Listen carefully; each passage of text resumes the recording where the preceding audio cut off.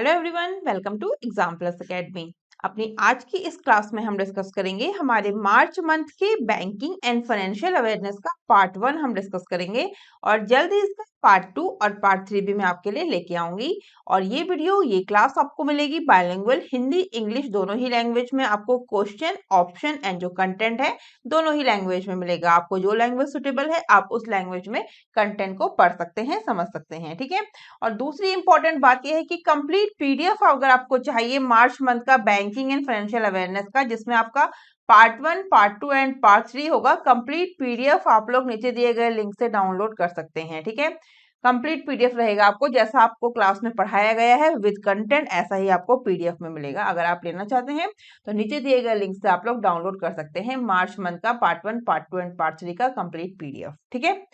तो चलिए शुरू करते हैं अपनी आज की क्लास। क्लास का हमारा फर्स्ट क्वेश्चन है, who has been chosen as the business standard banker of the year 2022। वर्ष 2022 का बिजनेस स्टैंडर्ड बैंकर किसे चुना गया है? What is the right answer of this question? क्या राइट आंसर हो जाएगा इसका? शशिधर जगदीशन। कौन है ये? एचडीएफसी बैंक के एमडी सीईओ हैं शशिधर जगदीशन, इनको चुना गया है business standard banker of the year 2022। Clear? इस पिक्चर में आप देख सकते हैं, ये है शशिधर जगदीशन जी, ठीक है। Sashidhar Jagdishan MD and CEO of HDFC Bank has been chosen as the business standard banker of the year 2022। तो इनको business standard banker of the year चुना गया है 2022। क्लियर हो गया? ये है शशिधर जगदीशन। इनसे पहले HDFC बैंक के MD CEO कौन रह चुके हैं? वो है आदित्य पुरी, ठीक है। इनसे पहले जो थे वो थे आदित्य पुरी। और एक इंपॉर्टेंट बात है कि आदित्य पुरी सबसे लंबा टेन्योर जिन्होंने कंप्लीट किया है 1994 से 2020 तक, ठीक है। 1994 से 2020 तक सबसे लंबे समय तक किसी भी बैंक के MD CEO रहने वाले कौन है अभी तक? वो है आदित्य पुरी, ठीक है। और उनके बाद अब बन गए हैं 2020 से शशिधर जगदीशन जी, ठीक है। MD CEO से पहले थे आदित्य पुरी। क्लियर हो गया? This award is given to him for his successful navigation of technology-related challenges while maintaining the bank's strong performance। तो ये पुरस्कार उन्हें बैंक के मजबूत प्रदर्शन को बनाए रखते हुए प्रौद्योगिकी संबंधी चुनौतियों के सफल संचालन के लिए दिया गया है। The banking regulator had approved Shashidhar Jagdishan appointment for a 3-year period, after which he will be eligible for an extension। ठीक है। Shashidhar Jagdishan journey in HDFC Bank started in 1996 as a manager in the finance function. तो इन्होंने अपनी journey HDFC bank में 1996 में शुरू की थी। किस पोस्ट पे? As a manager in the finance section, ठीक है। तो बैंकिंग नियामक ने शशिधर जगदीशन की नियुक्ति को 3 साल की अवधि के लिए मंजूरी दी है, जिसके बाद वह विस्तार के लिए पात्र होंगे। और HDFC बैंक में शशिधर जगदीशन जी की जो जर्नी है वो 1996 में किसमें? Manager in the finance function, ठीक है। बात करेंगे HDFC बैंक की, तो CEO है शशिधर जगदीशन जी। और कब से हैं ये? 27 अक्टूबर 2020। इनसे पहले कौन थे? आदित्य पुरी। कब से कब तक? 1994 से 2020 तक, ठीक है। और फाउंडेड इन अगस्त 1994 मुंबई, ठीक है। हेडक्वार्टर कहाँ पे है? मुंबई। किसकी बात हो रही है यहाँ पे? HDFC बैंक की। इंपॉर्टेंट ये पॉइंट्स हो जाते हैं किसी भी बैंक के रिगार्डिंग, ठीक है। चलेंगे हम हमारे नेक्स्ट क्वेश्चन पे। नेक्स्ट क्वेश्चन क्या है? RBI has imposed restrictions of Musri Urban Cooperative Bank for how many months? तो RBI ने म्यूसरी अर्बन कोऑपरेटिव बैंक पर कितने महीने का प्रतिबंध लगाया है? ये क्वेश्चन में पूछा गया है। 12 मंथ, 11 मंथ, 9 मंथ या फिर 6 मंथ? तो कितने का लगाया है? 6 month is the right answer. 6 महीने का प्रतिबंध लगाया है रिजर्व बैंक ऑफ इंडिया ने। किस पर लगाया है? म्यूसी अर्बन कोऑपरेटिव बैंक पर, ठीक है। 6 महीने का। देख लेते हैं क्या बोला गया है। The RBI imposed on ₹5,000 cap on withdrawal by individual customers from Tamil Nadu based Musri Urban Cooperative Bank as part of several restrictions slapped on the lender due to its deteriorating financial condition। क्या बोला गया है RBI के द्वारा? कि RBI ने अपनी बिगड़ती वित्तीय स्थिति के कारण ऋणदाता पर लगाए गए कई प्रतिबंधों के तहत तमिलनाडु स्थित म्यूसरी अर्बन कोऑपरेटिव बैंक से व्यक्तिगत ग्राहकों द्वारा निकासी पर 5,000 रुपए की सीमा लगा दी है। कुल मिला के इसका ये मतलब है कि जो लिमिट है विड्रॉ की वो 5,000 रुपए तक की है 6 महीने तक, जो कस्टमर्स हैं बैंक के उनके ऊपर। ठीक है, तो कौन से बैंक पे लगाया है? Musiri urban cooperative bank. कहाँ का बैंक है ये? तमिलनाडु है। ठीक है, Tamil Nadu based Musiri urban cooperative bank. Question different तरीके से भी आ सकता है कि पूरा आपको एक्सप्लेनेशन दे देंगे, उसके बाद पूछेंगे ये बैंक कहाँ का है, कहाँ कब किस स्टेट में है। ठीक है, तो ये राइट आंसर क्या हो जाएगा? तमिलनाडु बेस्ड। जैसा इसमें साफ साफ लिखा है, मैंने आपको बोल्ड करके लिखाया है, तमिलनाडु बेस्ड है म्यूसरी अर्बन कोऑपरेटिव बैंक। और कितना इम्पोज कितना लगाया है इस पे? 5,000 रुपए की सीमा लगा दी है। 5,000 रुपए तक ही जो कस्टमर्स हैं बैंक के वो विड्रॉ कर पाएंगे 6 महीने तक। ठीक है, क्लियर हो गया? इसी के रिगार्डिंग इंपॉर्टेंट पॉइंट्स दिए गए हैं। The restriction on the lender will remain in force for 6 months from the close of business on March 3 and are subjective to review the RBI said in statement. ठीक है, RBI ने अपने एक बयान में क्या कहा है कि ऋणदाता पर प्रतिबंध 3 मार्च को कारोबार बंद होने से 6 महीने तक लागू रहेगा और समीक्षा के अधीन रहेगा। कब से लगाया है? 3 मार्च से। 3 मार्च से 6 महीने आप काउंट कर सकते हैं, 6 महीने तक लगाया है। नेक्स्ट पॉइंट क्या है? With caps in place, the cooperative bank without approval of RBI cannot grant loan, make any investment and disburse any payment. The lender cannot also dispose of any of its properties among others. बोला गया है इसमें कि प्रतिबंधों के साथ जो सहकारी बैंक आरबीआई की मंजूरी के बिना कोई भी लोन नहीं दे सकता और कोई इन्वेस्टमेंट भी नहीं कर सकता। ठीक है, और कोई भुगतान पेमेंट भी नहीं कर सकता और दूसरों के बीच अपने किसी भी संपत्ति का निपटान भी नहीं कर सकता। ये सारे रिस्ट्रिक्शन लगाए गए हैं रिजर्व बैंक ऑफ इंडिया के द्वारा म्यूसरी अर्बन कोऑपरेटिव बैंक पर, जो तमिलनाडु बेस्ड बैंक है। ठीक है, कौन कौन से लगाए गए हैं आपको एक्सप्लेन कर दिया गया है। ये सारे इंपॉर्टेंट पॉइंट्स हैं। चलेंगे हम हमारे नेक्स्ट क्वेश्चन पे। नेक्स्ट में क्या है? ABSLI Nishchit Aayush plan has been launched by which of the following. तो ABSLI निश्चित आयुष प्लान किसके द्वारा लॉन्च किया गया है? दोनों ही क्वेश्चन आपसे इंग्लिश में पूछ लिए गए हैं। राइट आंसर क्या हो जाएगा? Aditya Birla sun life insurance. ठीक है, सिंपल मीनिंग है इसका, हिंदी में नहीं भी कन्वर्ट किया कोई बात नहीं। ABSLI निश्चित आयुष प्लान जो है वो किसके द्वारा लॉन्च किया गया है? वो लॉन्च किया गया है Aditya Birla sun life insurance के द्वारा। ठीक है, ABSLI Nishchit Aayush plan is a non-linked, non-participating life insurance plan offering guaranteed regular income starting from as early as and of first policy month along with the lump sum benefit at maturity। तो ABSLI Nishchit Aayush plan एक non-linked, non participating life insurance plan है जो पहले policy महीने के अंत से परिपक्वता पर एक मुफ्त लाभ के साथ गारंटी शुदा नियमित आय की पेशकश करता है। ठीक है, कौन सा? ABSLI Nishchit Aayush plan launch by Aditya Birla sun life insurance. Clear? Aditya Birla sun life insurance, the life insurance subsidiary of Aditya Birla capital limited launched a new age saving solution ABSLI Nishchit Ayush plan which aims to provide financial security to policy holders while also providing long term saving benefits। तो Aditya Birla capital limited की जीवन बीमा सहायक company Aditya Birla sun life insurance ने एक नए युग का बचत समाधान ABSLI Nishchit Aayush plan launch किया है जिसका ऑब्जेक्ट है पॉलिसी होल्डर्स को फाइनेंशियल सिक्योरिटी प्रदान करना और साथ ही दीर्घकाल यानी कि लॉन्ग टर्म सेविंग भी का लाभ भी प्रदान करना। ठीक है, नेक्स्ट पे पॉइंट में क्या बोला गया है? The plan integrates financial protection and wealth creation by empowering the policy holders to fulfil their immediate liquidity requirements without any risk. बोला गया है कि ये योजना पॉलिसी धारकों को बिना किसी जोखिम के उनकी तत्काल तरलता आवश्यकताओं को पूरा करने के लिए सशक्त बनाकर वित्तीय सुरक्षा और धन सृजन की को एकीकृत करती है। ठीक है, चलेंगे नेक्स्ट पे। इसमें समझ गए आप लोग क्या बोला गया है कि ABSLI निश्चित आयुष प्लान जो है वो Aditya Birla sun life insurance के द्वारा लॉन्च किया गया है। बाकी पूरा एक्सप्लेन आपको कर दिया गया है। चलेंगे हम हमारे नेक्स्ट क्वेश्चन पे। नेक्स्ट क्वेश्चन क्या है? Which bank holds the record of the largest ESG? ESG क्या है? ESG stands for environmental, social and governance. ठीक है, ESG loan by commercial bank in the Asia Pacific and the second largest social loan globally. तो किस bank के पास Asia प्रशांत क्षेत्र में एक कमर्शियल बैंक द्वारा सबसे बड़ा ESG environmental, social and governance loan और विश्व स्तर पर दूसरा सबसे बड़ा सामाजिक लोन का रिकॉर्ड है? राइट आंसर क्या हो जाएगा? State bank of India. ठीक है, state bank of India is the right answer of this question. क्या बोला गया है इसमें? SBI announce the completion of a $1 billion syndicated social loan facility।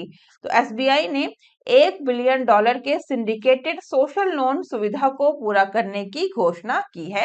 It is the largest environmental, social and governance loan by a commercial bank in the Asia Pacific and second largest social loan globally, the bank set. क्या बोला गया है bank के द्वारा? कि ये Asia प्रशांत क्षेत्र में कमर्शियल बैंक के द्वारा सबसे बड़ा ESG लोन है और विश्व स्तर पर दूसरा सबसे बड़ा सामाजिक यानी कि सोशल लोन है। ठीक है, क्लियर हो गया? चलेंगे नेक्स्ट पॉइंट पे। The facility of $1 billion was arranged through MLAB's MUFG bank and कौन सा बैंक है ये? Taipei Fubon commercial bank corporation limited. ठीक है, and Taipei Fuban Commercial Bank are joint social loan coordinators while MUFG is the lead social loan coordinator for this transactions। बोला गया है MLAB MUFG bank और Taipei फुबान commercial bank जो है company limited के माध्यम से $1 बिलियन की सुविधा की व्यवस्था की गई है और MUFG और ताइपे फुबान कमर्शियल बैंक संयुक्त सामाजिक लोन समन्वयक है। ठीक है, इंग्लिश में आपको समझ में आ गया होगा इसका मीनिंग क्या है। जबकि MUFG जो है इस लेन देन के लिए प्रमुख सामाजिक ऋण समन्वयक है। ठीक है, the facility of $1 billion was arranged through MLAB's MUFG Bank and Taipei Fubon Commercial Bank Corporation Limited। MUFG and Taipei Fubon Commercial Bank are joint social loan coordinators while MUFG is the lead social loan coordinator for this transactions। क्लियर? चलेंगे next पे। Next question में क्या पूछा गया है? India's UPI likely to extend to which countries? पूछा क्या गया है कि भारत का UPI जो है किन देशों तक विस्तारित होने की संभावना है? इंडिया UPI, ठीक है, Indonesia, Mauritius, UAE, all of these is the right answer of this question. बोला गया है India's UPI is shortly to be connected to comparable networks in the Indonesia, Mauritius and UAE। तो भारत का UPI जो है वो जल्द ही इंडोनेशिया, मॉरिशियस और UAE में तुलनीय नेटवर्क से जुड़ा होगा। ठीक है, this occurs a week after Singapore's PayNow launched a cross-border connection for a real-time digital payment। तो यह सिंगापुर की PayNow के द्वारा रियल टाइम डिजिटल भुगतान के लिए क्रॉस बॉर्डर कनेक्शन लॉन्च करने के एक सप्ताह के बाद हुआ है। The Indian diaspora will soon be able to quickly and cheaply deal across international borders by scanning QR codes। तो ये जो है इंडियन डायस्पोरा जल्द ही QR कोड को स्कैन करके इंटरनेशनल बॉर्डर्स के पार जल्दी और सस्ते में सौदा करने में सक्षम होगा। To facilitate quicker remittances between the two nations, Singapore PayNow network and India's UPI were connected. ठीक है, चलेंगे नेक्स्ट पे। नेक्स्ट क्वेश्चन में क्या पूछा गया है? According to Moody's what will be the GDP growth rate in India in 2023? तो मूडीज के अनुसार भारत में 2023 में GDP वृद्धि दर कितने परसेंट होगी? वो होगी 5.5% अकॉर्डिंग टू मूडीज। क्वेश्चन इसलिए इंपॉर्टेंट है कि अभी जिनके एग्जाम्स है उनके लिए तो इंपॉर्टेंट है, लेकिन अगर आपको एग्जाम आफ्टर 6 मंथ 5 मंथ्स है तो आप लोग करंट जो वीडियो है, करंट क्लास है, वो उसको देख के जरूर जाना है। ठीक है, क्योंकि जो डिफरेंट ऑर्गेनाइजेशंस के द्वारा जो GDP प्रेडिक्शंस होती है वो टाइम टू टाइम चेंज होती रहती है, इसलिए आपने करंट वीडियो जरूर देख के जाना है जब भी एग्जाम देने जाना है। ठीक है, क्या बोला गया है देख लेते हैं। Moody's now expects India's real GDP growth to be 5.5% in 2023, up from the earlier projections of 5% and to be 6.5% in 2024। ठीक है, तो मूडीज ने क्या कहा है, मूडीज को ऐसी एक्सपेक्टेशंस हैं कि 2023 में भारत की जो अर्लियर जीडीपी प्रोडक्शन कितना है, भारत की वास्तविक जीडीपी वृद्धि जो है वो 5.5% होगी, जो पहले के 5% के अनुमान से अधिक है। यहाँ पर देख लीजिए कि मूडीज ने जो पहले प्रोडिक्शन दिया था वो दिया था 5%, लेकिन अभी कितना दिया है 5.5%, चेंज हो गया ना। इसी के लिए मैं आपसे कह रही हूँ जब भी आप जाएं करंट क्लास जो है उसको देख के जरूर जाए, ठीक है। और 2024 में 6.5% होगी, लेकिन अभी जो है ये दिया है, कुछ चेंजेस हो सकते हैं। इसलिए जब भी अगर आपका रिसेंटली कोई एग्जाम है तो ठीक है, लेकिन कुछ टाइम बाद एग्जाम है, कुछ मंथ्स बाद एग्जाम है, तो आपने करंट जो जीडीपी की क्लास है वो जरूर देख के जानी है, ठीक है, क्योंकि करंट से ही क्वेश्चन पूछे जाते हैं बार बार। बात कर लेते हैं मूडीज की। Moody's founded in 1909, headquarter New York US में। फाउंडर कौन है, जॉन मूडी। किसकी बात हो रही है यहाँ पे, मूडीज की, ठीक है। चलेंगे नेक्स्ट पे। नेक्स्ट क्वेश्चन में क्या पूछा गया है, who has been appointed as the new secretary general of FICCI. FICCI के नए महासचिव के रूप में किसे अपॉइंट किया गया है। फिक्की का तो सभी को फुल फॉर्म पता होगा, मैंने काफी बार बताया है, federation of Indian chambers of commerce and industries, the full form of FICCI. तो फिक्की के न्यू सेक्रेटरी जनरल के रूप में किसे अपॉइंट किया गया है। राइट आंसर क्या हो जाएगा इसका, Shailesh Pathak is the right answer of this question. FICCI के बारे में जान लेते हैं, सबसे इंपॉर्टेंट बात, ठीक है। फिक्की स्टैब्लिश्ड इन 1927, इंपॉर्टेंट हो गया एक point. Static banking, static insurance, किसी भी तरह से इंपॉर्टेंट है क्वेश्चन, ठीक है। FICCI establish in 1927। फिक्की क्या है, एक सिंपल लैंग्वेज में अगर हम जानेंगे फिक्की को, तो FICCI a non government non profit organisation, ठीक है। FICCI is the voice of India's business and industry. ये लाइन काफी इंपॉर्टेंट है। फिक्की के बारे में क्या बोला गया है, FICCI a non government non profit organisation, FICCI is the voice of India's business and industry, ठीक है। FICCI established in 1927। इसके अलावा अगर आप ज्यादा डिटेल्स में पढ़ना चाहते हैं तो मैं आपके लिए और कंटेंट लाई हूँ। FICCI is the largest and oldest apex business organisation in India. Its history is closely interwoven with India's struggle for independence, its industrialization, and its emergence as one of the most rapidly growing global economies. Clear हो गया? Important lines मैंने आपको points बता दिए हैं। अब बात कर लेते हैं कि फिक्की के जो हैं सेक्रेटरी जनरल जो अपॉइंट हुए हैं, शैलेश पाठक जी, ठीक है, फॉर्मर ब्यूरोक्रेट्स रहे हैं। Shailesh Pathak has been appointed as the new secretary general of FICCI. Clear हो गया? He will take over the charge of 1st of March in a career spanning 37 years. Shailesh Pathak has worked with the government as an IAS officer as well as helmed large companies in the private sector. ठीक है. FICCI also announced that Arun Chawla, Director General, will superannuate on June 30, 2023 and transitions to an advisory role. FICCI ने ये भी घोषणा की है कि अरुण चावला जी महानिदेशक 30 जून 2023 को रिटायर होंगे और एक सलाहकार की भूमिका में परिवर्तित होंगे। ये रहेंगे एक एडवाइजर का रोल प्ले करेंगे। कौन, अरुण चावला जी। क्लियर हो गया? फिक्की। और कौन बने हैं इसके अभी सेक्रेटरी जनरल, वो बने हैं शैलेश पाठक जी, ठीक है। चलेंगे नेक्स्ट पे। Taiwan based iPhone assembler Foxconn to set up a mega electronics manufacturing facility and its largest such campus in right answer क्या हो जाएगा, बेंगलुरु, ठीक है। तो ताइवान की आईफोन असेंबलर फॉक्सकॉन ने बेंगलुरु में एक मेगा इलेक्ट्रॉनिक्स विनिर्माण सुविधा और इसके सबसे बड़े कैंपस की स्थापना करेगा, ठीक है। इसी के रिगार्डिंग इंपॉर्टेंट पॉइंट्स आपको दिया गया है। लिख लेते हैं कितने अमाउंट की बात हुई है। The Foxconn company plans to make a incremental investment totalling less than $1 billion, helping the southern state establish itself as a hub for electronic manufacturing and positioning itself as a rival for China for suppliers. तो Foxconn company की योजना $1 billion से कम का वृद्धिशील निवेश करने की है, जिसके दक्षिणी राज्य को खुद को इलेक्ट्रॉनिक विनिर्माण के केंद्र के रूप में स्थापित करने और आपूर्तिकर्ताओं के लिए चीन के प्रतिद्वंदी के रूप में स्थापित करने में मदद मिलेगी, ठीक है। Over the following few years it is estimated that the financing would create, कितना अमाउंट है ये, 1 लाख एडिशनल जॉब्स, ठीक है। ऐसा उम्मीद है, अनुमान लगाया गया है, नॉट श्योर। चलेंगे नेक्स्ट पे। नेक्स्ट क्वेश्चन क्या है? Which bank has announced it has entered into an agreement with Exim bank under TAP. TAP क्या है?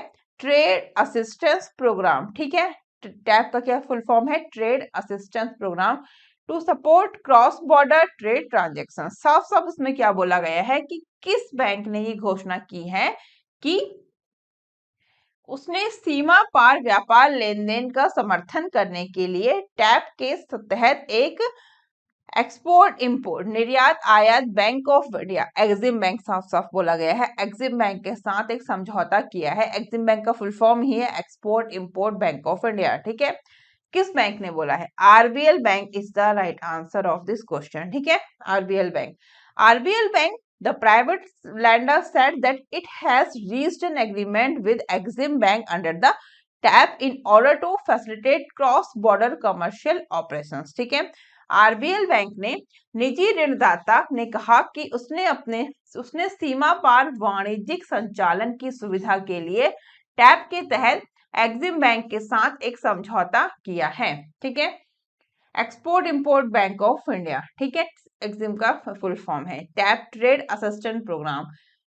किस लिए किया है जान लेते हैं। तो सीमा पार, to order to facilitate cross border commercial operation, इसके रिगार्डिंग एक एग्रीमेंट किया है। ठीक है, आरबीएल बैंक ने। क्लियर हो गया।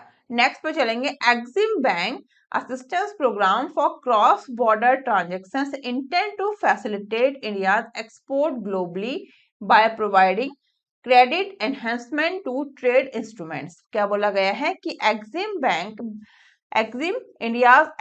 बैंक ट्रेड का सीमा पार लेन देन के लिए सहायता कार्यक्रम व्यापार उपकरणों को ऋण वृद्धि प्रदान करके विश्व स्तर पर भारत के निर्यात को सुविधाजनक बनाने का भी इरादा रखता है। यानी कि Exim bank of India assistance programme for cross border transactions intended to facilitate India's export globally by providing credit enhancement to trade instruments। Clear? RBL bank के कौन है सीईओ? आर सुब्रमण्यन कुमार। और एक्सिम बैंक के सीईओ कौन है? मिसेस हर्षा बांगरी। ठीक है, important है। तो क्लियर हो गया होगा आपको क्या क्या इसमें बोला गया है कि किस बैंक ने ये अनाउंसमेंट किया है कि उसने सीमा पार व्यापार लेन देन का समर्थन करने के लिए ट्रेड असिस्टेंस प्रोग्राम यानी कि व्यापार सहायता कार्यक्रम के तहत एक्सिम बैंक के साथ एक समझौता किया है।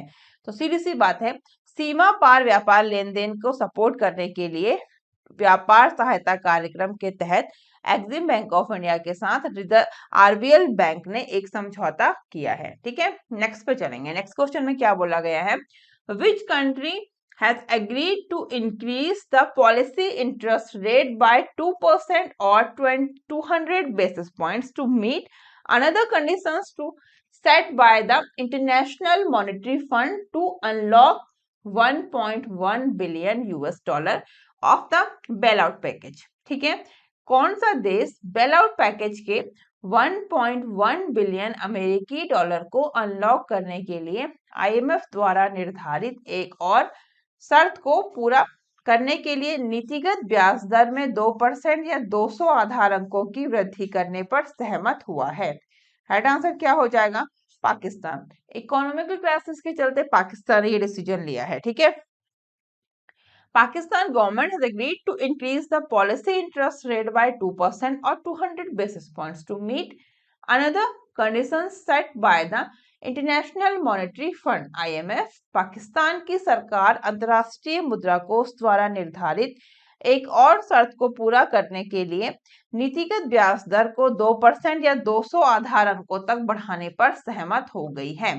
ठीक है, amid the severe economic crisis, Pakistan government has decided to raise the policy rate to 19% or 200 basis point, which will be an increase of 2%. Currently, it stands at 17%. ठीक है, the increase is based on rates the government set in the auction to raise domestic debt. This will push the interest rate to 19%, just below the previous record of 19.5% set in October 1996। ठीक है, clear हो गया? क्या बोला गया है कि वृद्धि घरेलू ऋण बढ़ाने के लिए नीलामी में सरकार द्वारा निर्धारित दरों पर आधारित है।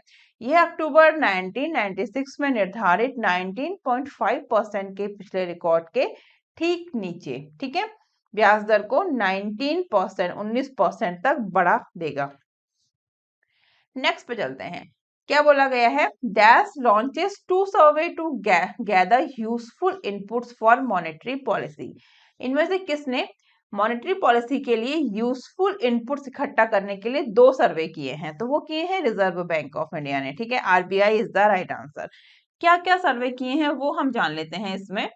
RBI launched 2 key survey, the result of which provide useful inputs for the central bank bi-monthly monetary policy. One of the surveys is to know inflation expectations of households and the other is gauge the consumer confidence. Clear हो गया? 2 सर्वे किए हैं, क्यों किए हैं? To gather useful inputs for monetary policy. तो monetary policy के लिए यूजफुल इनपुट्स इकट्ठा करने के लिए आरबीआई ने 2 सर्वे किए हैं। इंपॉर्टेंट क्वेश्चन है, यहाँ तक क्लियर हो गया? 2 सर्वे किए हैं। कौन कौन से 2 सर्वे किए हैं ये इंपॉर्टेंट है। तो 2 सर्वे, जो फर्स्ट सर्वे है वो कौन सा है? One of the survey is to know inflation expectations of household. Hindi में जानते हैं क्या मतलब है कि जो एक सर्वेक्षण है वो परिवारों की मुद्रास्फीति की अपेक्षाओं को जानने के लिए, यानी कि इन्फ्लेशन। एक सर्वे है परिवारों फैमिलीज की इन्फ्लेशन की अपेक्षाओं यानी कि एक्सपेक्टेशन को जानने के लिए, फर्स्ट सर्वे। सेकेंड सर्वे है गॉज द कंज्यूमर्स कॉन्फिडेंस। जो कंज्यूमर्स है, उपभोक्ता है, उनके विश्वास को भांपने के लिए सेकेंड सर्वे किया गया है, ठीक है। तो 2 यूजफुल इनपुट्स कौन कौन से रहे हैं आरबीआई के द्वारा मॉनेटरी पॉलिसी के लिए? वो है फर्स्ट सर्वे कौन सा है? Know inflation expectation. सेकेंड है gauge the consumer confidence. First में क्या बोला गया है कि परिवारों की इन्फ्लेशन की अपेक्षाओं को जानने के लिए किया गया है, दूसरा उपभोक्ताओं के विश्वास को भांपने के लिए। इसी के रिगार्डिंग आप लोगों को अदर इंपॉर्टेंट पॉइंट्स दिए गए हैं, आप इनको देख सकते हैं वीडियो को पॉज करके या फिर पीडीएफ डाउनलोड करके, इंपॉर्टेंट है, ठीक है। चलेंगे हम हमारे नेक्स्ट क्वेश्चन पे। नेक्स्ट क्वेश्चन में क्या बोला गया है? Which country to invest 7,200 crore in Uttar Pradesh HMI group developing 30 hotels. तो कौन सा देश जो है उत्तर प्रदेश में 7,200 करोड़ का निवेश करेगा और HMI समूह 30 होटल विकसित कर रहा है? ये क्वेश्चन में पूछा गया है। राइट आंसर क्या हो जाएगा? Japan. Japan is the right answer. क्या है ये? Japan to invest 7,200 crore in Uttar Pradesh. HMI group is developing 30 hotels in state. क्या है HMI ग्रुप? तो ये एक होटल चेन है, कहाँ की? जापानीज होटल चेन है ये, HMI कंपनी लिमिटेड, ठीक है। Has inked an MOU with Uttar Pradesh government to develop 30 new hotel with an investment of 7,200 crore in the state. Clear हो गया? जापानीज चेन है, Japanese hotel chain HMI company limited ने एक MOU sign किया है, किसके साथ? उत्तर प्रदेश गवर्नमेंट के साथ। किस लिए? तो डेवलप करने के लिए 30 नए होटल, कितने इन्वेस्टमेंट के साथ? 7,200 करोड़ रुपए के साथ, ठीक है। सारे पॉइंट्स याद रखने हैं। इन्वेस्टमेंट कितना हुआ है? 7,200 करोड़ रुपए। कहाँ की कंपनी है HMI ग्रुप? ये है जापान की होटल चेन है HMI ग्रुप। कहाँ पे कर रही है 30 होटल को डेवलपमेंट? उत्तर प्रदेश में। किसके साथ MOU साइन हुआ है? उत्तर प्रदेश गवर्नमेंट के साथ साइन हुआ है HMI कंपनी का, ठीक है। सभी चीजें क्लियर हो गई हैं। और मैंने MOU और एग्रीमेंट में आपको डिफरेंस बताया था। MOU जो होता है वो म्यूचुअल अंडरस्टैंडिंग से होता है, एग्रीमेंट जो होता है वो पूरा लीगली होता है। और एग्रीमेंट आप बीच में नहीं तोड़ सकते, उसके लिए आपको जो प्रॉपर टाइम पीरियड आपने फिक्स किया है उसको पूरा कंप्लीट करने के बाद ही आप लोग कोई भी एग्रीमेंट पूरा माना जाएगा, उसको आप बीच में नहीं तोड़ सकते लीगली, ठीक है। MOU तो म्यूचुअल अंडरस्टैंडिंग को होता है, आप इसे बीच में भी ब्रेक कर सकते हैं। दोनों में डिफरेंस समझ में आ गया? MOU एंड एग्रीमेंट दोनों में आपने देखा होगा। चलेंगे नेक्स्ट क्वेश्चन पे। नेक्स्ट क्वेश्चन क्या है? FDI into India declined by 15% to 36.75 billion US dollar during the April-December this fiscal year. Which of the following country was the top investor? क्या पूछा गया है? इस वित्तीय वर्ष में अप्रैल दिसंबर के दौरान भारत में एफडीआई 15% घटकर 36.75 बिलियन अमेरिकी डॉलर हो गया है। निम्न में से कौन सा देश जो है वो शीर्ष निवेशक था, यानी कि विच of the following country was the top investor. तो वो कौन सा था? टॉप इन्वेस्टर है सिंगापुर। ठीक है, सिंगापुर इसका टॉप इन्वेस्टर है। क्या बोला गया है इसमें? During April December of this physical year financial year FDI into India decline by 15% to 36.75 billion US dollar. ठीक है, एफडीआई फुल फॉर्म पता है, फॉरेन डायरेक्ट इन्वेस्टमेंट। ठीक है, इस वित्तीय वर्ष के अप्रैल दिसंबर के दौरान भारत में एफडीआई 15% घटकर 36.75 बिलियन अमेरिकी डॉलर हो गया है। और during April December 2023 Singapore emerged as the top investor with 13 billion US dollar FDI. तो अप्रैल दिसंबर 2022-23 के दौरान सिंगापुर 13 बिलियन अमेरिकी डॉलर के एफडीआई के साथ शीर्ष निवेशक के रूप में उभरा है। ठीक है, तो इसी के साथ कंप्लीट हुआ है हमारा मार्च मंथ का बैंकिंग एंड फाइनेंशियल अवेयरनेस का फर्स्ट पार्ट। सेकेंड पार्ट और थर्ड पार्ट रह गया है, जल्दी ही हम उसको भी कवर कर लेंगे। हमारा कंप्लीट हो जाएगा मार्च मंथ का complete banking and financial awareness with complete details, with complete content, Hindi English दोनों में ही सब कुछ आपके लिए है। आप इसको जैसे चाहे वैसे देख सकते हैं। आपको पीडीएफ डाउनलोड करके पढ़ना है वैसे पढ़िए, आपको वीडियो को पॉज करके पढ़ना है आप वैसे पढ़िए, जैसे आपको सुटेबल है आप वैसे पढ़िए। पूरा कंटेंट जरूर पढ़िए, लाइन बाय लाइन, काफी इंपॉर्टेंट है। काफी क्वेश्चंस पूछे जाते हैं, डीप में क्वेश्चंस पूछे गए हैं। ठीक है, और अनअकैडमी पे अगर आप मुझे फॉलो करते हैं तो आपका अनलॉक कोड रहेगा 10HB अगर आप फर्स्ट टाइम यूज कर रहे हैं अनअकैडमी प्लेटफॉर्म। ठीक है, तो फर्स्ट टाइम अगर आपसे कोड पूछेगा तो वो रहेगा 10HB, ये कोड आप यूज कर सकते हैं। और अगर आप अनअकैडमी का सब्सक्रिप्शन लेने का प्लान कर रहे हैं तो भी आप लोग मैक्सिमम डिस्काउंट्स के लिए कोड यूज कर सकते हैं 10HB। ठीक है, और टेलीग्राम है मेरा हिमानी_UK, इसको आप लोग जरूर ज्वाइन करिए क्लासेस की अपडेट के लिए, चाहे अनअकैडमी प्लेटफॉर्म पे, यूट्यूब पे, कहीं पे भी हो। क्लियर? और आप लोग मुझसे डिफरेंट सोशल मीडिया प्लेटफॉर्म पर जुड़ सकते हैं। इन सभी के लिंक आपको दिए गए हैं यहाँ पे, और व्हाट्सएप का लिंक नीचे आपको डिस्क्रिप्शन बॉक्स में दिया गया है। ठीक है, चैनल पर नए हैं तो सब्सक्राइब जरूर करिए इंपॉर्टेंट क्लासेस के लिए, इंपॉर्टेंट वीडियोस के लिए। तब तक के लिए अपना ध्यान रखिए। Bye and take care.